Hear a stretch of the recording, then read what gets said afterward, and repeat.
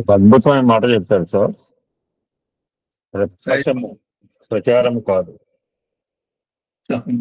Correct. మా ప్రకాశం. Topic మా topic సత్సంగాలన్నీ కూడా దీని మీదే నడుస్తున్నాయి. Yes yes yes. స్వామిని దర్శించే మహనీయుల మీద నా సత్సంగం నడుస్తుంది సార్ లాస్ట్ 2 months బట్టి. ఓ సాయిరామ్. నిన్న కూడా అంటే వాళ్ళు ఎక్కడ ఉన్నారంటే కక్ష స్థితిలో ఉన్నారు.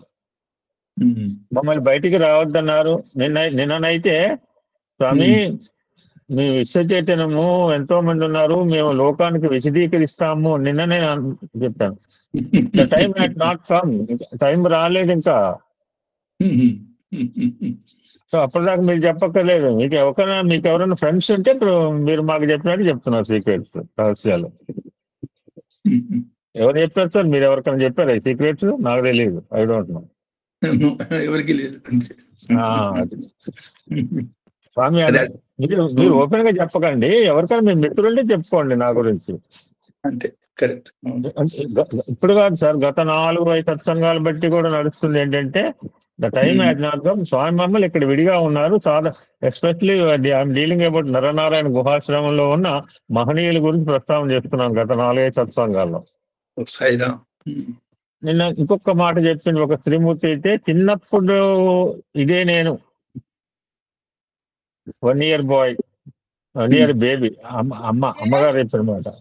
10 years అమ్మాయి ఇదే నేను. 18 సంవత్సరాల అమ్మాయి యుక్త వయసు ఇదే నేను. 40 సంవత్సరాల్లో ఉన్న ఇదే నేను. వృద్ధాప్యంలో ఈ స్టేజ్, ఇప్పుడు నా వృద్ధాప్య స్థితిలో ఇదే నేను. ఈ దేహం వదిలిపెట్టిన ఇదే నేను. అద్భుతమైన మా అండి. ఎంత సాధన చేసిందంటే ఒక స్వామిలాగా ఒక క్రిటికల్ స్టేజ్ లో ఉన్న తన శిష్యురాలు ఇంటికి పోయి మంచం మీద కూర్చుని ఒకసారి శిరస్సు మీద చేస్తే లేచి కూర్చుందండి. వీళ్ళంతా వీళ్ళంతా ఇప్పుడు మేము చెప్పుకునే వాళ్ళంతా 500-1000 సంవత్సరాల పైచీలకు జీవనం చేసిన మహనీయులు సార్. మేము ప్రస్తావన చేసుకునే వాళ్ళంతా 500-1000 సంవత్సరాల వరకు జీవనం చేసి అప్పుడప్పుడు ఈ నరనారాయణ గుహాశ్రమానికి వచ్చి స్వామి ఇచ్చిన అమృత పాత్ర వీళ్ళతో అంటే మరి ఇన్ని రోజులు చెప్పలేదంటే ఇంతవరకు ప్రస్తావన రాలేదు కదా అనేవాళ్ళు. మరి ఇన్ని రోజులు సాయిబాబా గురించి ఎందుకు చెప్పలేదంటే ఇన్ని రోజులు ఆ మాట రాలేదు. ఎప్పుడు అవసరం అంటే ఎంత అద్భుతమైన బుక్లు ఇస్తారని నేను ఎందుకు టేకప్ చేశానంటే, ఇప్పుడు ఇంతమంది మహనీయులు స్వామిని సాయిబాబాని నిన్న ఒక శ్రీమూర్తి ఎవరో చెప్పారు, ఇటువంటి అవతారం మళ్ళా ఏం సార్ కోటేశ్వర గారు నేను చెప్పి కరెక్టేనా? ఇటువంటి అవతారం రావాలంటే it will take under 6000 years sir. అంటే మన ఆలోచన మంది ప్రేమతో వస్తాడు చూస్తాం, మంచిది ఆలోచించుకోవచ్చు, ఆరాధించుకోవచ్చు. బాగా తీక్షణంగా మీరన్నారు, తీవ్రంగా ప్రయత్నం చేస్తే వస్తాడేమో, మనది నాకు తెలియదు. మీరే చెప్పారు, తీవ్రంగా మన యొక్క సాధన బట్టి ఏముంటది, మామూలు కట్టెలు కొట్టుకోవడమా, లేకపోతే ఆ కట్టెల కంటే చెట్లు కొట్టుకోవడమా, చెట్ల కంటే ఔషధ చెట్లు కొట్టుకోవడమా, లేకపోతే వనమే ఎవరికన్నా ఇవ్వచ్చుమా, లేకపోతే వనకి యజమాని కావచ్చుమా, మనం ఇంతకంటే బంగారాలు దట్ డిపెండ్ అపాన్ తీవ్రత. ఇంకొక అద్భుతమైన మాట చెప్తారు సార్. అంటే మీరు సబ్జెక్ట్స్ ని ఎంతగా ఫిల్టర్ చేస్తుంటారో ఆ విధుల గురించి చెప్పినప్పుడు ఇటువంటి వాడు పుట్టే అంటే కిల్ హిమ్ అన్నట్ట. అంటే ఏ స్థాయిలో అతని యొక్క ఆలోచన స్థాయి ఎలా ఉంటుందో ఆలోచించే విదురుడు అంటే సామాన్యుడు సార్. ఇంకో అంటే భాగవత వాహినిలో నాకు బాగా ఇష్టమైన సబ్జెక్ట్ అనమాట. అతను అంతా అయిపోయిన తర్వాత జంగల్ అయిపోయిన తర్వాత he think about his brother. వీడికి నేను ఉన్నాక అన్ని రోజులు చెప్పినా, అక్కడ ఉన్నంత కాలం చెప్పినా వీడికి ఇంకా వైరాగ్య స్థితి రాలేదు, ఇంకా అంతఃపురం అంటున్నాడు. అరణ్యం వాసన వీడికి తెలుసు అవట్లా. రాముడు అరణ్యాన్ని పోయాడు, పాండవులు 14-13 సంవత్సరాలు చేశారు, అరణ్యవాసం చేశారు. దేనో పెట్టి వెళ్ళబట్టు అరణ్యవాసం ధర్మరాజుకు తెలుసు. అరణ్యంలో ఉంటే వాళ్ళు కష్టాలు పడ్డారు ఏమవుతారు. ఇప్పుడు మీరు చెప్పిన దాన్ని బట్టి enjoy beauty with the nature. వాళ్ళు కష్టాలు పడలేదు సార్, ఎన్నో రకాలుగా సాధించుంటారు. 12 సంవత్సరాల కాలంలో they acquired many things for Kurukshetra war in my view. ఆ It is 12 a సంవత్సరాలు జంగల్లో పడి preparation. అరే అరణ్యవాసమైన ఏడటం కాకుండా they acquired the material for the fourth coming Kurukshetra war. Exactly. ఒక్కొక్కడిని ఒక్కొక్క రకంగా ఒక్కొక్కడు ఇప్పుడు అక్కడే ఇప్పుడు ఘటోద్గజుడు దొరికింది అక్కడే సార్, వీళ్ళకి అరణ్యంలో దొరికాడు, అంతఃపురంలో దొరికాడా? అవును, కరెక్టే. సరే, అర్జునుడు for example, తప్ప ఘటోద్గజుడు ఎక్కడ దొరికాడు? అంతఃపురంలో దొరకలేదు భీమసేనుడికి. అటువంటి మహనీయుడు డన్ వన్ డే వార్, ఒకరోజు యుద్ధం చేశాడు, గడగడలాడించారు కౌరవ సేనని. లేదు అంటే లేదు నేను అర్జున్ మీద దాచిపెట్టాను, అర్జునుడి సంగతి దేవుడు బాబు, వీడి ముందు అందరూ చంపేస్తున్నాడు, అర్జున్ అంటే బతికితే కదా అర్జున్ సంగతి. లేదు నేను ఎప్పటి నుంచో దాచిపెట్టాను ఈ బాణం వాడనంటే నథింగ్ డూయింగ్.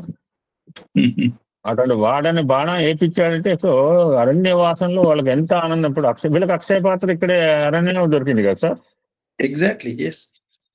నిన్న ఇంకొక మహనీయుడు ఒక చిన్న బిట్ సార్, అంటే మీరు ఎంత చివరికి అతను అంటే రక్త సంబంధం, ఇప్పుడు మీరు నిన్నను ఎవరో చెప్తారన్నమాట, గుర్తు రావట్లేదు, ఎంత స్టేజ్లో ఉన్నా అది అది మా మేడం చెప్పింది, ఎవరో ఉన్నారు చెప్పేస్తా, నేను బోర్డర్ లోకి వెళ్తున్నాను మరి అంటే ఈ థింకింగ్ అబౌట్ పేరెంట్స్, నా తల్లిదండ్రుల భవిష్యత్తు ఎలా ఉంటుంది అని భావన వచ్చిన నిన్న సాయంత్రం మెసేజ్ చెప్పింది మా మేడం. ఇప్పుడు ఇతను ఎటైన మోక్ష విధుడు, అతను ఎంచుకుని అతను ఏమో చివరికి ఏమో అగ్నిలో కలిసిపోయాడు, ఫైర్ నిప్పు ఎక్కడి నుంచి వచ్చాడు అక్కడిలో కలిసిపోయాడు సార్. కరెక్ట్. ఎందుకంటే ఆయన వచ్చింది వ్యాస భగవాన్లోంచి, ఆయన మహనీయుల్లోంచి వచ్చాడు, అంటే హీజ్ ఫైర్. చివరికి ఏం తెలియకుండా అలానే అయిపోతే ఇప్పుడు పోతే ఇతను భావన వచ్చారే అన్నదం ముగ్గురు ఉన్నామే, సరే వీడు ఇప్పుడు నాకు ఐలైతే మోక్ష వీడికి మరి ఇంకా మీరు అన్నారే వాడు పంచన పడి ఉంటున్నాడు, ఇంకా తింటున్నాడు, వాడు ఉన్నప్పుడేమో వాళ్ళు సతాయించాడు, ఇప్పుడు వాళ్ళు మోచేతిని చాలా సార్ ఎంత తీవ్రంగా మందలిస్తాడో తెలుసు సార్ భాగవత వాహినిలో. అద్భుతమైన పేజీలు సార్, 4-5 పేజీలు. నాకు ఎట్లా తిడతాడు సార్, ఇంకా సిగ్గుచారం లేదా? నేను చెప్పిపోతే పోనీ, నేను ఎన్ని రోజులు తిన్నాను చెప్పితే ధర్మరాజు పోనిస్తాడా? ఒక్కడే కాబట్టి నా పెళ్ళం ఇవన్నీ ఎంత బాగా వర్ణించాడు సార్ భాగవత వాహినిలో స్వామి. బ్రహ్మాండంగా చెప్పావు. చివరిగా ఒక మాట చెప్పి అంటే స్వామి అంటే రాముడు మౌనప్రియుడు అనమాట, ఏకాంతం. ఈ టాక్స్ వెరీ తక్కువ మాట్లాడేవాడు సార్ రాముడి క్యారెక్టర్. అవసరమైతే మాట్లాడేవాడు, హితభాషి లేదా ఇంకేదో రకరకాల భాషలు చెప్తారు రాముడి గురించి. అంటే అతనే ఇప్పుడు ఇందాక సమాధానం బై యాక్షన్ అనమాట. ఈ రివర్స్ 3 క్యారెక్టర్ని ఒక రకంగా ఉన్నవాడు 3 చేంజ్ చేసి దాంట్లో చూపించారు. సో ఎందుకు వీళ్ళతో అరణ్యంతో సహజీవనం చేసేవారు అంటే, ఇప్పుడు మునులు అరణ్యంతో సహజీవనం చేసేవాళ్ళు సార్. ఆ యొక్క జంతువులు వీళ్ళేం అనేవి కాదు, ఎందుకంటే జంతువులతో పాటు సహజీవనం అంటే వీళ్ళు ప్రేమగా ఉంటే వాళ్ళు ప్రేమగానే ఉండేవి, యానిమల్స్ ప్రేమగా ఉండే వీళ్ళతో పాటు తిరిగేవి సార్. That is true. సహజీవనం మీరు అన్నారు, సహజీవనం సహజీవనం విత్ వైల్డ్ నేచర్. ప్రకృతియే పరమాత్మ, ప్రకృతి వేరు పరమాత్మ. ప్రకృతి ఇది ఆయన క్రియేషనే కదా సార్, పరమాత్మ యొక్క క్రియేషనే ప్రకృతి. ఎగ్జాక్ట్లీ. ఇది ప్రకృతి ఇది పరమాత్మ విడగొడితే మనం అంతే ఇంకా తీక్షణం చేయాలన్నమాట. ప్రకృతి ద్వారా పరమాత్మ సన్నిధి పొందే ప్రయత్నం చేయాలి. ఇప్పుడు సరస్వతి పుస్తకాలు నడుస్తున్నాయి సార్, నదులకు పూజ చేయమని ఎవడు చెప్పాడండి? ఇచ్చి నేచర్. కరెక్ట్. ఇప్పుడు సరస్వతి పుస్తకాలు గోయింగ్ సార్, ఎందుకు వెళ్తున్నారు, ఎక్కడెక్కడ ఎందుకు వెళ్తున్నారు ఇస్తాను అంటే ప్రకృతి రూపంలో పరమాత్మ ప్రకృతి రూపంలోనే ఉన్నాడు. సో మీరు అద్భుతంగా చెప్పారు సార్, అంటే భావన పరంగా అనమాట. అంటే అరణ్యము ఎలా పెరుగుతుంది, వనం పెరుగుతుంది అనమాట. One is systematic and discipline, one is by nature. ఎవరు అంటే అక్కడ ఏమి ఉంటే చెప్పలేము మనం. ఇంకొక మాట షిరిడి సాయి అనమాట, జంగల్లో పోతున్నామంటే ఎవడో తెలిసిన వాళ్ళు లేకపోతే ఎక్కడ బయలుదేరుతాం, ఎక్కడ మళ్ళీ అక్కడే ఉండవచ్చు కూడా. So must have sir discipline, తెలిసిన వాడు ఉండాలి, మార్గదర్శి ఉండాలి. అంటే ఆ మార్గదర్శి నథింగ్ బట్ గురువు అనమాట. ఆ గురువు మనకు అదృష్టం కూడా పరమాత్మే మన గురువు అండి. మనకి దేవుడు గురువు కూడా ఒకటే మన అందరికి. ఈ సాయి కల్చర్ లో ఉన్న వాళ్ళకి మనకి జగద్గురు, మన సద్గురువు ఆయనే, మనకి మన అవతార పురుషుడు కూడా మన సర్వస్వం ఆయనే. Wonderful sir, thank you so much.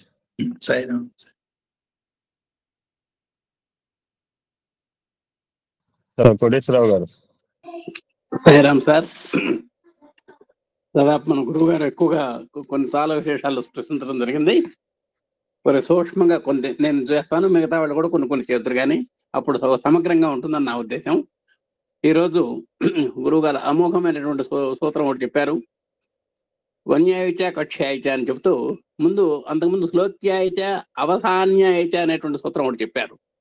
ఈ శ్లోక్యాయిచ అనగానే వేద మంత్రాల్లో వేదాల రూపంలో ఉన్నటువంటి భగవంతుడికి నమస్కారం అని, అలాగే అవసాన్యాయిచ అన్నప్పుడు ఆ వేదాలకు మరి చివరివి వేదాంతం కాబట్టి, అంటే ఉపనిషత్తులు మరి జ్ఞాన స్వరూపంగా కలిగినటువంటి భగవంతుడికి నమస్కారం అనేటువంటి విషయాలు మనకి ఇక్కడ చక్కగా చెప్పారు. తర్వాత వన్యాకక్ష అనేటువంటి దాని మీద విస్తృతమైనటువంటి విశ్లేషణ జరిగింది ఇవాళ.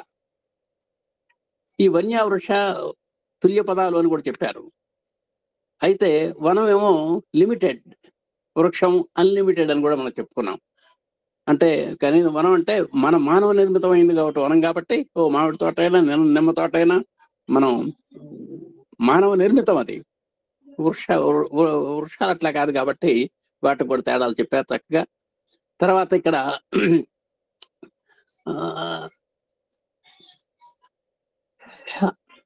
ఈ వృక్ష కక్ష్య అరణ్య అనేటువంటి వన్య కక్ష్య వన్య అరణ్య అనేటువంటి విషయాలు కూడా ఇక్కడ చెప్పారు. తర్వాత ఈ వీటిలో సాధనా సంస్కారాలను బట్టి కూడా, అంటే గురువు ఉపదేశం లేకుండా కూడా స్వయంగా భగవన్ ముఖోన్ముఖం బట్టి కూడా ఇక్కడ ఒక విస్తృత భావం గురువు గారు చెప్పడం జరిగింది. అలాగే షోడశ మంత్రంలో లోపాముద్ర అని కూడా చెప్పారు. ఈ లోపాముద్ర చెప్పేటప్పుడు చిన్న చమత్కారం ఇక్కడ చెప్పారు. లోపాముద్ర పతివయ్య అన్నారు ఇక్కడ. అంటే నిజంగా ఆయన డైరెక్ట్ గా ఫలానా ఆయన చెప్పకుండా నువ్వు నీకేమయ్యా లోపాముద్ర పతివి అని అన్నారు. ఇలాంటివి ఎక్కడెక్కడ మనకు తగులుతుంటాయి. అగస్త్య భ్రాత అని ఆయన ఉన్నాడు. ఆయన పేరేమిటో మనకు తెలియదు. ఈయన అగస్త్యుడి యొక్క సోదరుడు అండి అంటారు. అలాగే నిగమ శర్మ అక్క అంటారు. నిజంగా అక్కగారి పేరేటో మనకు తెలియదు. అంటే ఒకళ్ళని బట్టి ఒకళ్ళకి పేరు రావటం అన్నమాట. నిజంగా రాముడు అంతటి వాడు కూడా సీతాపతి అన్నారు ఆయన్ని. తర్వాత శ్రీరాముడు అన్నా వేరే విషయం. ఆయన కూడా సీతాపతి అని పేరుంది. చేతను బట్టే మనకు పేరు, లోపాముద్రను బట్టే ఆ పతికి విలువ తప్ప, అంటే అంతటి మహనీయుడికి సన్నిహితంగా ఉన్నటువంటి నీకేంటి డోకా అనేటువంటి వాళ్ళ అప్రూపమైనటువంటి చమత్కారం ఒకటి గురువు గారి ద్వారా మనకు చక్కగా వచ్చింది. అలాగే పార్వతీ తపస్సులను విశేషం కూడా చెప్పారు. అంటే ఎవరి వల్ల అయితే శివుడు ఎవరికి వశం అవుతాడో చూస్తే వాళ్ళకు ఒక పార్వతి మాత్రమే తట్టింది. అంటే ఆ స్త్రీ శక్తి తప్ప పురుష శక్తిని ఆకర్షించగలిగినటువంటి చరిత్రలో మనకి ఎక్కడా లేదు. అందుకని పార్వతిని గమ్యంగా చేసుకొని ఆ పార్వతి తపస్సు చేత శివుణ్ణి వాళ్ళకి కావలసినటువంటి ఆ సాధనాపరంగా వాళ్ళు అంటే వాళ్ళ కోణంలో ఆయన్ని తీసుకొచ్చుకున్నారు. లేకపోతే అసలు సాధ్యం కాదు కూడా అది కూడా చాలా బ్రహ్మాండంగా ఉంది. తర్వాత కక్ష్య వన్య ఆరణ్యకాల్లో కక్ష్య ఏకాంత వాసంలో సాధన అనే దానికి చెప్పారు. కక్ష్య మీన్స్ ఏకాంత వాసంలో సాధన, వన్య మీన్స్ పరంపరతో బాహ్యంగా సాధన, అంటే ఓపెన్ గా బాహ్యంగా సాధన. ఆరణ్యకము అంటే ఇంకా అసలుకు భగవత్ సంబంధమైనటువంటి, అంటే జన్మాంతర సంస్కారాలతోటి భగవద్రతిలోకి వెళ్ళేటువంటి అసాధారణ స్థితికి ఆరణ్యకం అని కూడా ఇక్కడ మనకు చెప్పారు. అలాగే లలితా సహస్రనామాల చింతామణి గృహాంతస్థ అనేటువంటిది కూడా ఇవాళ మనకు వచ్చింది. అలాగే మనోప్రభావం చెప్పారు. అన్ని రకాల సాధనలకు కారణం మనసే అని కూడా చెప్పారు. దానికి మన ఏవ మనుష్యానం కారణం బంధమోక్షయోగ అనేటువంటిది కూడా ఇక్కడ వన్య అయినా కక్ష్య అయినా ఆరణ్యకమైనా అక్కడ బేస్మెంట్, అక్కడ అంటే మీరు ఏకాంతం కానివ్వండి, బహిరంగం కానివ్వండి, జన్మాంతర సంస్కారాలు కానివ్వండి, అక్కడ ప్రధాన పాత్ర వహించేటువంటిది మనసే అనేటువంటిది కూడా ఇక్కడ మనకు వచ్చింది. ఇంకో రకంగా కూడా చెప్పారు. ఆరణ్యకం అంటే విశృంఖల విధానానికి విశృంఖలమైనటువంటి విధానము, ఆలోచన పరంపరల దొంతర ఆరణ్యకం అంటే అనార్గనైజ్డ్ అని కూడా చెప్పారు. అలాగే కక్ష్య అంటే ఆర్గనైజ్డ్ అని కూడా చెప్పారు. అంటే ఒక క్రమబద్ధీకరణ. ఎప్పుడైతే నిమ్మ తోట వేసామో దాని కలుపులు మొక్కలు లేకుండా పాదులు చేసి చక్కగా నీళ్లు పెట్టి దాన్ని సస్యశ్యామలంగా చూసుకుంటాడు తోటమాలి. ఇట్ ఈస్ ఆర్గనైజ్డ్ అని చెప్పారు. ఇది కూడా చాలా అద్భుతంగా ఉంది. ఇవన్నీ కూడా ఏ సాధన అయినా సరే అవిద్య వైపు నుంచి విద్య వైపు మరల్చడానికి మనకెంతో ఇవి మనకు దోహదం చేస్తాయి అని చెప్పారు. గురువు గారి వాళ్ళ ఒక 3 ఉదాహరణలు చెప్పారు. అంటే అక్రమబద్ధీకరణలో నుంచి క్రమబద్ధీకరణలోకి వెళ్ళేటువంటి విధానాలు చెప్పారు. ఈ సైకిల్ తొక్కడం, వాడు పెడల్ చూసుకోవాలి, హ్యాండిల్ చూసుకోవాలి, దోవ చూసుకోవాలి, ఎవరిని మీద పంపిస్తున్నామో చూసుకోవాలి. ఇన్ని రకాలైనటువంటి ఏకీకరణ అంటే ఏకాగ్రత అభావం వల్ల వాడు పట్టణంలో ఎట్టడం జరుగుతుంటుంది. కానీ సాధన చేసిన తర్వాత వాడే ఏది ఇందాక ఎవడైతే పడ్డాడో వాడే మంచి నైస్గా, ఎంత నైస్గా తొక్కుతాడంటే చేతులు విడిచిపెట్టి కూడా తొక్కుతాడు. మరి ఎదురుగా వస్తున్నటువంటి మనకు భయం తప్ప వాడికి భయం ఏం లేదు. అంటే ఒక అక్రమబద్ధీకరణ నుంచి అంటే సాధన వల్ల ఎవరైనా సరే ఒక కక్షలోనికి మరొక కక్షలోకి ఎలా వెళ్ళాలి అనేటువంటిది చాలా వినూత్నంగా ఇవాళ చెప్పడం జరిగింది. ఇంకొక చిన్న విశేషం ఒకటి చెప్పారు. పోలీసు బట్టలకి అంటే పోలీసు వాడి యొక్క బట్టలు సూట్ కేసులో సర్దటం, మామూలు బట్టలు సర్దటం అనేది చెప్పారు. అంటే ఆయన మన కొయ్యబారి ఉంటాయి కాబట్టి లిమిటెడ్గా పడతాయి, మిగతా స్మూత్గా దూది పింజల్లాగా ఉంటాయి కాబట్టి ఎన్నైనా పడతాయి అని ఒకటి చెప్పారు. చాలా అద్భుతంగా ఉంది అక్కడ కూడా. తర్వాత ఈ విధంగా మరి కష్య వన్య ఆరణ్యకం అనేటువంటి విషయాల మీద చాలా అద్భుతమైనటువంటి ఉదాహరణలు ఇవాళ గురువు గారి ద్వారా వచ్చినాయి. దేవుడు ఉన్నాడు అనేటువంటి పంచశీల సిద్ధాంతం కూడా స్వామివారు చెప్పింది. అంటే ఏమి అక్కర్లేదు, దేవుడు ఉన్నాడు అనేటువంటి భావన కలిగినా సరే మనకు మోక్షం వస్తుంది అనేటువంటిది కూడా ఇవాళ చెప్పారు. ప్రకృతి తాదాత్మ్యత గురించి ఎన్నో ఉదాహరణలు చెప్పారు. ప్రకృతే మనకు ఆరాధనీయము, దాని ద్వారా మనం ఎన్నైనా సాధించవచ్చు, ఎంత మహోన్నతమైనటువంటి భావ పరంపరైనా మనం పొందవచ్చు. భగవంతుని యొక్క సాలోక్యం కానీ, సారూప్యం కానీ, సాయుధ్యం కానీ ఇవన్నీ కూడా మనం పొందటానికి ప్రకృతి ఆరాధన చాలా గొప్పది అనేటువంటిది కూడా ఇవాళ చక్కగా వచ్చినాయి. మరి ఇంకా ఎన్నో పౌరాణిక అంశాలు కూడా ఇవాళ చెప్పడం జరిగింది. ఈ విధంగా చక్కగా ఎన్నో అంటే ఇంకా కొన్ని పాయింట్లు మన వాళ్ళు చెప్తారు కదా అని చెప్పి అలా ఉంచానంటే ఈ విధంగా మనకి ఎన్నో మనోహరమైనటువంటి హృద్యమైనటువంటి అసలు మామూలు ఆలోచనకు తట్టనటువంటి మామూలు యొక్క బుర్రకి తట్టనటువంటి అసాధారణమైనటువంటి సోదాహరణ ప్రసంగం ఇవాళ జరిగింది. ఈ విధంగా మనందరికీ మన అధినేత దంపతుల తరఫున మా అందరి తరఫున హృదయపూర్వక ధన్యవాదాలు గురువు గారు. సాయిరామ్ సార్.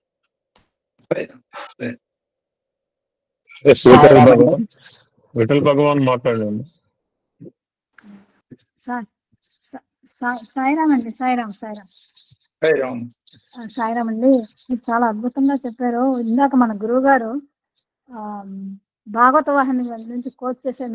మీరు చెప్పినటువంటి ప్రకృతి పరమేశ్వరుడు దానికి సంబంధించి ఏమిటంటే విదురుడు ఇంకా ఎంతకాలం అయ్యా నువ్వు ఈ సుఖ సంపదల్లో ఈ రాజభోగాలు అనుభవిస్తూ ఉంటావు అని చెప్పి ధృతరాష్ట్రుని గాంధారిని తీసుకెళ్ళిపోతాడు. ఎవరి మన చాలా అద్భుతమైనటువంటి సన్నివేశం ఉండేది.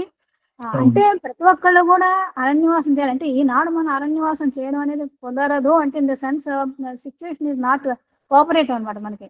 కానీ మనం కొంత వయసు వచ్చిన తర్వాత ఇంట్లోనే ఉంటూ మనం అన్ని కూడా ఒక్కొక్కటి వదిలిపెట్టేసుకోవాలి. అంటే మమకారం, అహంకారం ఇట్లాంటి వదిలిపెట్టేసుకుని అన్యవాసం చేసినట్లుగానే ఇంట్లో ఉండొచ్చు అని నాకు అర్థమైందండి.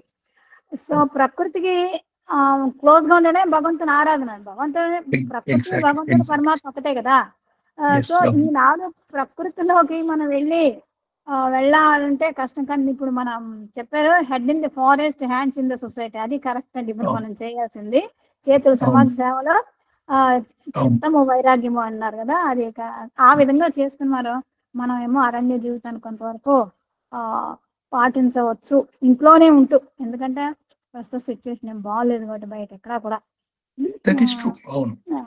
గుమ్మం దాటి వెళ్ళాలంటేనే అసలు సెక్యూరిటీనే లేదండి. గుమ్మం దాటి బయట ఒకప్పుడు అడవుల్లో తపస్సులకి ఆశ్రయంగా ఉండేది అడవులు. అవును, తపస్సులు ఇప్పుడు అవును. దొంగలకి, నక్సలైట్స్ కి, రోగ్స్ కి ఆశ్రయం అయిపోయినాయి.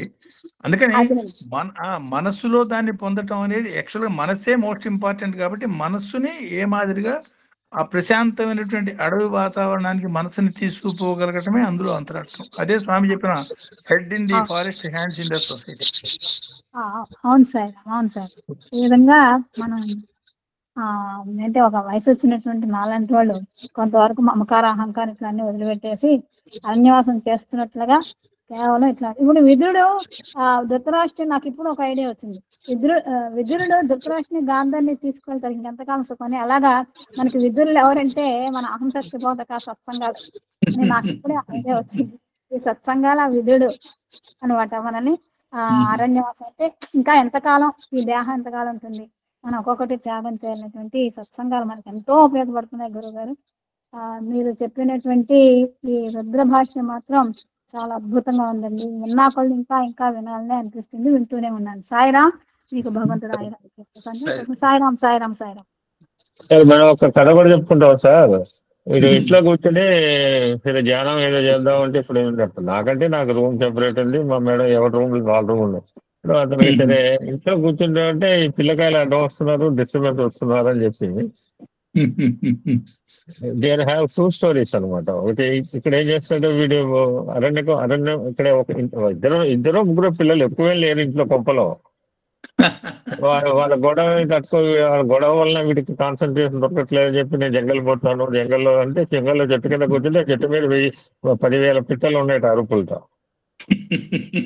ఇదేం ఇక్కడే ఇంట్లో మూడు పిల్లకాయల అరుపులు తట్టుకోలేక హాయిగా అరణ్యం పోతే ప్రశాంతంగా ఉంటుంది, అక్కడ నోబడి డిస్టర్బ్ మీ అని అక్కడ పోయాక చెట్టు మీద 10,000 పిట్టలు. ఇప్పుడు పుట్టపర్తిలో ఒక చెట్టు చూడండి, రావి చెట్టు మీద ఎన్ని ఉంటాయి పొద్దున పూట, మీరు కౌన్సిలర్స్ ఉంటాయి సార్ ఆ చెట్ల మీద. అవన్నీ అరవటం మొదలు పెట్టాడికి ఇక ఇల్లే ప్రశాంతంగా ఉందని చెప్పి మళ్ళీ జంగాల నుంచి వాళ్ళ ఇంటికి వస్తాడు. వండర్ఫుల్ సార్, అద్భుతం. అంటే ఎన్ని యాంగిల్ అంటే ఇప్పుడు మీరు చెప్పింది మల్టిపుల్. మనం 2 రకాలు. ఇప్పుడు అరణ్యం అంటే సార్ మేము మొన్న దాదాపు అరణ్యంలో 5 రోజులు కూడా మేము మైసూర్ ట్రిప్పులు మొత్తం అద్భుతమైన వనాల్లో తిరిగాం సార్. నేచర్ బ్యూటీలో. ఎవరు నీళ్ళు పోసాడు, ఎవరు నీళ్ళు పోసాడు, ఎవరు ఎరువు వేశారు వాటికి, గింజలు పెట్టారు. గింజలు కూడా ఎవరు పెట్టారు. అది అంటే ఇప్పుడు అంటే ఒక యాంగిల్లో చూస్తే పాజిటివ్లో ఇప్పుడు వాటంతా కూడా దేవర్ నరిస్తుపై భగవాన్. నా మీద మీ మీద ఆధారం నేను వస్తా అని చెప్పి నీళ్ళు పెడతాను, లేకపోతే ట్యాంకులు తీసుకొస్తా అని చెప్పి ఈ ఏమి ట్యాంకులు లేవు, వీంకులు ఎవరు ట్యాంకులు, ఎన్ని ట్యాంకులు పెట్టాలి సార్? మా పక్కన పార్క్ ఉంది, నీళ్లు సరిపోవట్లేదు వేసంకాలం. పాపం పెడుతూనే ఉన్నాడు, రోజుకో సైడ్ పెడుతున్నాడు 4 దిక్కుల్లో. జంగల్లో వాటికి ఎవరు పెట్టాలి సార్? ఎన్ని ట్యాంకులు కావాలి? So they are not depend upon human man. మానవుడి మీద ఆధారపడలేదు. టోటల్ డిపెండెంట్ ఆన్ పరమాత్మ స్వరూపం మీద. అరణ్యాలు పెద్ద పెద్ద వనముల పెద్ద పెద్ద అరణ్యాలని భగవంతుని యొక్క శక్తి మీద ఆధారపడ్డాయి. అంటే అటువంటి అంటే దాన్ని ఈ యాంగిల్ సొసైటీ పరంగా తీసుకుంటే వాళ్ళకి మీరు అన్నట్టుగా ఎవరికి గురువులు అక్కర్లేదు, వాళ్ళే గురువు. God it self guide them. ఇప్పుడు సైబీరియాలో మంచుకొండలో ఎవరో ఉన్నట్ట, ఎప్పుడు పుట్టపర్తి రాలేదు, కూర్చుంటే అక్కడ రుద్రఘోష వినపడుతుంది మనలాంటి వాళ్ళు భక్తులు పోయేటప్పుడు. ఈడెవరు ఇక్కడ మంచుకొండల్లో బిల్వాస్తకాలు లింగాస్తకాలు వినపడేవి వీళ్ళు. ఇప్పుడు యోగులందరూ కూడా బాబా గారు వెళ్ళి గైడ్ చేస్తుండేవారు అప్పుడప్పుడు. లేకపోతే ఎవరికి చెప్పకుండా ఒక ఆయన వచ్చి అలాగా సైలెంట్ గా కొన్ని సంవత్సరాలు చేసేస్తే ఇప్పుడు ఎవరు అడితే then he reveal some of the facts. So అది ఒక రకంగా ఆలోచిస్తే అనార్గనైజ్డ్ అరణ్యం అనేది. మళ్ళీ ఇంకొక వేళ ఆలోచిస్తే దానికి మానవ శక్తి అక్కర్లేదు, భగవత్ శక్తి మీద ఆధారపడి ఉంటాయి. టూ టైప్స్ ఆఫ్ మీనింగ్స్ అనమాట. They are not depend upon మానవ యొక్క సహకారం మీద. మానవ యొక్క సహాయం అక్కర్లేదు వాటికి, అరణ్యాలకి భగవత్ శక్తి మీద ఆధారపడి ఉంటాయి అనమాట. ఆ భగవత్ శక్తి మీద ఆధారపడే మహనీయులు చాలా మంది ఉన్నారు. అది పాజిటివ్ గా ఆలోచిస్తే. అరణ్యము అంటే ఇప్పుడు అనార్గనైజ్, మళ్ళీ ఇంకో రకంగా ఆలోచిస్తే ఇప్పుడు ఈ చెట్టు ఇక్కడ ఉంటుందో ఏం చెప్పలేము సరే, ఏ చెట్టు ఎక్కడ ఉంటుంది ఎవరు తెలియదు కూడా. So must have the organise society అనమాట. Organised society is very important. స్వామి ఆర్గనైజేషన్ పెట్టింది కూడా అందుకే సార్, ఆర్గనైజ్డ్ గా ఉండాలి మన ఆర్గనైజేషన్. అసలు ఆయన పెట్టిన పేరే సమితి. ఆ సమితిలో చాలా గొప్ప మీనింగ్ ఉంది. సమాని మనహ ఇది సమితి, సమానీవ ఆకూతి. Organisation can be a group. సమితి అంటే ఏకాగ్రమైనటువంటి ఒకే ఒక ధ్యేయం, అది విశ్వ కళ్యాణ ధ్యేయంతో ఎవరైతే కలిసి దానికోసం దోహదం చేసే ఆలోచన విధానం, కార్యాచరణ, అట్లాంటి వాళ్ళు కనీసం 7 ఉంటే దాన్ని సమితి అనొచ్చుట. సాయిరామ్ సాయిరామ్ శాస్త్రి, శ్రీ పూజ్యులు బ్రహ్మశ్రీ డాక్టర్ శాస్త్రి గారికి హృదయపూర్వక పాదాభివందనాలండి. ఇది ఏర్పాటు చేసినటువంటి మా సోదరులకు కూడా హృదయపూర్వక పాదాభివందనాలు తెలియజేసుకుంటూ, ఎక్కువ టైం తీసుకోండి సార్, చాలా మంది పాపం మాట్లాడే వాళ్ళు ఉన్నారు కాబట్టి. మీరు అసలు అరణ్యం అరణ్యం అరణ్యం అనుకుంటాం మనం, అదేదో తీసి పడేస్తాము. ఈ అరణ్యం గురించి ఎంత సింపుల్గా ఎంత బాగా చెప్పారండి. వాళ్ళైతే నాకు చాలా శ్రవణానందంగా ఉంది వాళ్ళ ఈ సత్సంగం. చాలా బాగుంది, చాలా ఉదాహరణలతో చెప్పారు. వనం అంటే సాధారణ స్థితి, అరణ్యం అంటే ఉన్నత స్థితి మనకి. చాలా అంతేనా సార్? అట్లా కూడా చేసుకోవచ్చు. ఎస్, యాక్చువల్ గా అరణ్య స్థితి అన్నప్పుడు మామూలు ఏ యాంగిల్లో మనం చూస్తున్నామో దాన్ని బట్టి అందుకనే రెండు రకాలుగా చెప్పాను సార్. అందుకని ఇందాక మాట్లాడుతూ కూడా లైక్ దట్. ఎగ్జాక్ట్లీ 2 రకాలుగా చెప్పచ్చు. అత్యంత ఉన్నతమైనటువంటి స్థితి, అత్యంత, అందుకనే మనసుతో ఏం చెప్పా, organised thought, unorganised thought confusion కూడా. సో దానిని శాంతపరిచేదానికన్నా, ఇబ్బంది పరిచేదానికన్నా మనసులో ఆలోచనలే కారణం అవుతాయి. కాబట్టి ఈ అరణ్య తత్వాన్ని ఎట్లా మనం తీసుకోబోతున్నాము, 2 రకాలుగా అన్వయించవచ్చు దాన్ని. ఇందాక చెప్పినటువంటి యోగ వాసిష్టంలో కథల అరణ్యం అంటే దాన్ని వేదాన్ని అరణ్యం అన్నాడు. పైకి చూస్తే కట్టెలు కుట్టుకునేవాడికి కట్టెలే దొరుకుతాయి. కొంచెం ఆలోచిస్తే అందులో మంచి మంచి చెట్లు, ఓషలు దొరుకుతాయి. ఇంకొంచెం ఆలోచిస్తే రత్నాలు, వజ్రాలు, మాణిక్యాలు దొరుకుతాయి. ఇంకా డీప్గా ఆలోచిస్తే చింతామణి, అన్ని రకాల చింతలు పోగొట్టి భగవంతుల్లో ఐక్యం చేసే మహత్తరమైనటువంటి అన్వయం కూడా దొరుకుతుంది. అన్నీ ఒకే దానిలో దొరుకుతాయి, కానీ ఎవరు ఎంతవరకు పోగలుగుతారు, అట్లా కూడా దాన్ని కూడా అరణ్యపరంగా తీసుకోవచ్చు. సైరం సార్, అంటే మన సాధన ఏ విధంగా ఉండాలో తెలియజేస్తుంది అనమాట. అంటే మనం సామాన్య సాధనతో మొదలుపెట్టి చింతామణిని పట్టుకునే స్థితికి చేరాలన్నమాట. ఎగ్జాక్ట్లీ. సో అంటే మన దృష్టి మాత్రం చింతామణి మీదే పెట్టి వెతుకుతూ ప్రయత్నం చేస్తూ ఉంటే, ఆ ఏకాగ్ర దృష్టితో ప్రయత్నం చేస్తున్నప్పుడు అదే వేదరాశి వాడిని చింతామణి దాకా తీసుకుపోతుంది. కొంతమంది స్వామి మంచి ఎగ్జాంపుల్ ఒకటి చెప్పారు. ఇవాళ ఉన్నటువంటి వేద పండితుల యొక్క పరిస్థితి ఏమిటంటే, రత్నాలు పొదిగిన బంగారు చెంబు తీసుకుని యాయవారానికంటే ముష్టి కోసం పోతున్నట్టుగా ఉన్నది వాళ్ళ పరిస్థితి అన్నారు. అంటే చేతిలో ఉన్నది బంగారు చెంబు, దానికి అన్ని రత్నాలు పొదిగున్నాయి. దాన్ని ఎందుకు వాడుతున్నారు వీళ్ళు? భవతి భిక్షాందేహి అని అందులో కొంచెం బియ్యం వేయించుకొచ్చేదానికి వాడుతున్నారు. చేతిలో ఉన్న బంగారపు చెంబు విలువ తెలియక దాన్ని కించిత్ సంపాదన కోసం వాడుతున్నారు అన్న పరంగా ఒకసారి చెప్పారు. అట్లా వేదంలో అఖండమైన జ్ఞానాలు ఉన్నాయి. దాన్ని లౌకికమైన జీవనం కోసం వాడే విధంగా కాకుండా, ఇదే రుద్రం, అభిషేకం చేస్తున్నాను, అభిషేకం చేసి నాకు ఉద్యోగం, ప్రమోషన్ రావాలి, లేదా అనుకునేది కావాలి, దానికే చేయొచ్చు. అక్కడతో ఆగిపోమోకుండా ఆనందానుభూతి, రసానుభూతి పొందాలి, సహస్రాన స్థితి చేరాలి, దానికి ఇదే రుద్రం చేయొచ్చు. సో దేనికోసం ఈ జ్ఞానాన్ని వాడుతున్నావు, దాని లోతు ఎంతో ఉన్నది అన్న పరంగా దీన్ని అన్వయించు. సరే సార్, ఈ శరీరం శ్రీచక్రం అని చెప్పి బిందు సహస్రారం అని చెప్పారు, కరెక్టేనా సార్? బిందు సహస్రారం, పిట్యూటరీ గ్లాండ్. సైరం సార్. తర్వాత స్వామి 2007 వరకు కూడా, 2008 జూలై వరకు కూడా లోకా సంస్థ సుఖినోభవంతో చెప్పేవాళ్ళం. తర్వాత దాన్ని సమస్త లోకా సుఖినోభవంతో 2008 నుంచి సమస్త సుఖినోభవం. అది ఈవేళ అంటే లోకా సంస్థ అంటే మన 14 లోకాలు అనుకుంటాం, అంతేకాదు ఎంతో సృష్టి ఉన్నది అని తెలియజేశారు. చాలా చాలా విషయాలు తెలియజేశారు. మనం సాధన ఏ పరంగా చేయాలంటే, రామకృష్ణ పరమహంస కథ చాలా బాగుంది సార్. పువ్వు కోయడం దగ్గర నుంచి ఆ పూజ చేయడం దగ్గర నుంచి, ఆ విగ్రహారోపణ నుంచి సాక్షాత్తు అమ్మవారిని దర్శించుకున్న స్థితికి వెళ్ళాడంటే మన సాధన ఏ విధంగా థ్యాంక్ యూ సార్. చాలా మంది ఇంకా మాట్లాడేవాళ్ళు ఉన్నారు. ఇవాళ కథ సార్ ఎప్పుడు బాగుంటుంది. ఇవాళ ఇంకా మాకు మైండ్కి బాగా పట్టింది సార్. సాయిరామ్, మీకు ఇటువంటి మార్గాల్లో మమ్మల్ని అందరినీ ప్రయాణం చేయిస్తున్నందుకు, మీరు కొత్త భాష్యం చెబుతున్నందుకు మీకు మా అందరి తరఫుని హృదయపూర్వక నమస్సుమాంజలి సార్. జై సాయిరామ్. సాయిరామ్ అండి, నమస్కారాలు. సాయినాథుడు నమస్కారాలు. మన్నల్ గారు ఇలాంటి వాళ్ళను పిలిపించి మాకు ఇటువంటి బోధనలు, వన్యము అరణ్యాలంటే ఏదో సాధారణంగా విలువ లేకుండా చూసుకునే వాళ్లకు ఈ రోజు దాని యొక్క ఉపయోగాన్ని ఎంత ఉంది అని మాకు మీ ద్వారా మాకు చెప్పించారు. అవి చాలా సంతోషంగా ఉంది. ఇంతకుముందు అంతా ఈ వానప్రస్థావన చేసేవాళ్ళు ఈ వానప్రస్థంలో ఇంత అర్థం ఉన్నది అని చెప్పి కూడా మాకు ఇప్పుడు అర్థం అవుతున్నది. మీరు 6వ అనువాకంలో 9వ మంత్రం 300 రుద్రవ త్రిసత్య నామాలు ఉన్నాయి. దానికి పరబ్రహ్మ నామాలు అని కూడా అన్నారు. చాలా బాగుంది. న్యాయచ కఠాయచ అనేది ఈ కఠాయత రహస్యమైందన్నారు. మన రూపంలో దేవుడికి నమస్కారం అన్నారు. చాలా బాగా వాక్యాలు చెప్పారు. 3వ అనువాకంలో కూడా అరణ్యం అని వచ్చింది. ఈ అరణ్యానికి ఇంత విలువ ఉందని మీరు చాలా బాగా చెప్పారండి. ఈ లోక సమస్త సుఖినోభవంతు కాకుండా సమస్త లోక సుఖినోభవంతు, సమస్త లోకాలు ఒక సమస్త ప్రకృతికి నమస్కారం అని చెప్పి స్వామివారు మనకు చెప్పారు.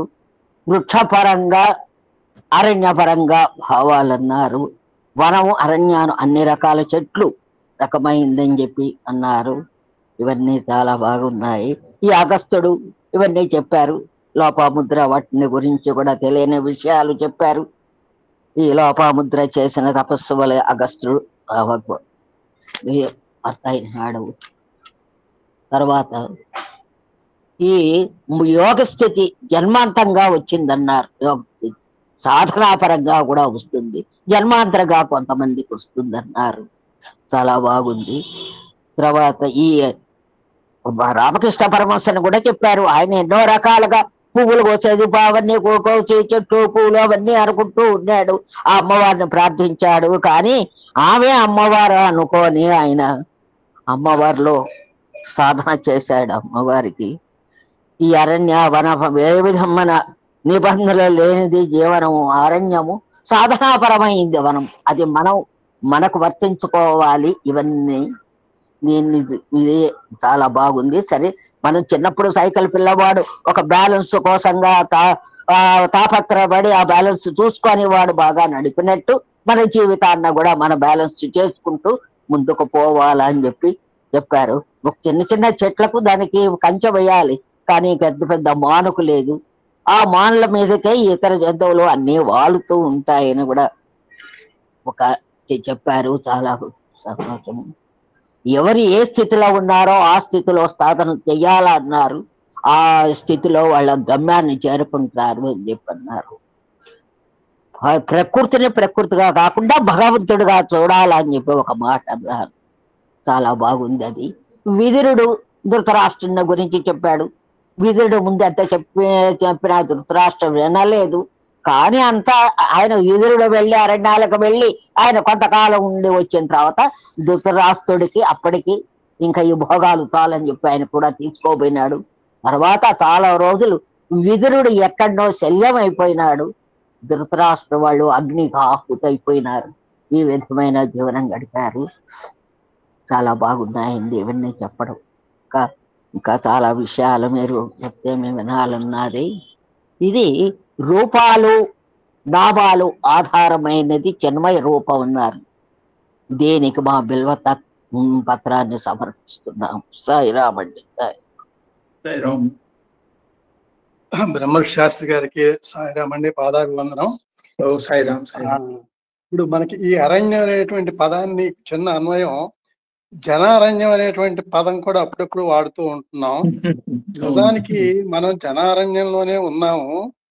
అక్కడ ఉన్నటువంటి క్రూర మృగాలు ఇక్కడ ఉన్నాయి. అయితే ఇక్కడ క్రూర మృగాల గురించి తప్పించుకోవడానికి కూడా మార్గాలు స్వామి చెప్పడం, అందుకు దేవుడు ఉన్నాడు అని మొదలు పెట్టిన దగ్గర నుంచి హరిభజన బినా అని, అలాగే మరి యోగము పాటించమని, దాని దగ్గర నుంచి ఇంకా ఉన్నత స్థాయికి వెళ్ళాలి. వేరే అరణ్యాలకు వెళ్ళలేము, జనారణ్యంలోనే ఉండి మనం ఈ క్రూరమైనటువంటి ఈ స్థితుల్లో నుంచి మంచి స్థితికి వెళ్ళటానికి ఈ అరణ్య ప్రకృతిలో కూడా మనం ఒక భాగం కాబట్టి ఆ ప్రకృతి ఈ జనాలనే మధ్యలో ఉండి మనం ఉన్నత స్థాయికి వెళ్ళటం తప్ప ఇప్పుడు ప్రస్తుతానికి మనం అరణ్యవాసం చేసేటువంటి పరిస్థితి లేదు కనుక స్వామి మనకి క్రమము బాల వికాస దగ్గర నుంచి మొదలుపెట్టి మరి దేవుడు ఉన్నాడు దగ్గర నుంచి మరి అట్లాగే సమితులు ఏర్పాటు చేసి భజన చేయించుకుని తర్వాత సేవలు చేయించుతూ ఆధ్యాత్మిక వాహినులు మన అందరికి అందజేసి మొత్తం మన ఉన్న చోట అరణ్యంలో నుంచి ఉద్ధరింపబడడానికి స్వామి అద్భుతమైనటువంటి ఒక రచన చేసి మనకి అందజేసి వెళ్ళారు అని ఒక ఆలోచన కలిగించారు సాయి. ఈ అరణ్యంలోంచి మనం పక్కకి వెళ్ళలేము, కానీ వెళ్ళటానికి మార్గాలు ఉన్నాయని స్వామి చెప్పి మీలాంటి ద్వారా ఇటువంటి వేదికల ద్వారా అందజేయటం అనేది అరణ్యంలో బ్రతకడం సుగమ మార్గం చేయించారు మనకి స్వామి అని నాకు అనిపిస్తోంది. సాయిరాం, అద్భుతమైనటువంటి ఈ అరణ్యము ఈ వనం అనేది సామాన్యమైనటువంటి అర్థం కాదు, చాలా విస్తృతమైనటువంటి అర్థంతో తెలియజేశారు. సాయిరాం అండి. సాయిరాం. సాయిరాం. బ్రహ్మశ్రీ శ్రీనివాస గారు నమస్కారం.